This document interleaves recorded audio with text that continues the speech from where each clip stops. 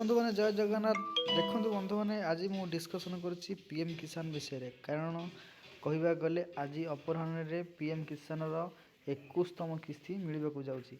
कारण देखो बंधु मैंने क्यों मैंने पैसा पाइबे 21तम किस्ती आ क्यों मैंने पाइबेनी मुझे विषय डिस्कसन करोची। देखो बंधु मैंने जो आम पीएम किसान वर्ष को जो 3टा किस्ती मिले प्रति 4 मासरे 3टा लगा किस्ती मिले प्रति वर्ष को।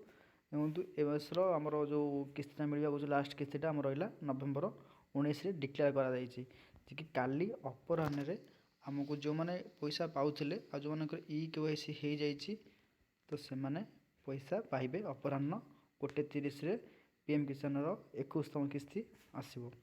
देखु जो मैंने KYC करनथिले आ बहु लोक जो KYC कला टाइम से लिखुची रेकर्ड नोट फाउंड से वेट करेंगे से कन्वर्ट होनी जब कन्वर्ट हो एटी KYC रे आप क्लिक करी KYC करेंगे से नेक्स्ट किस्ती पाइबे।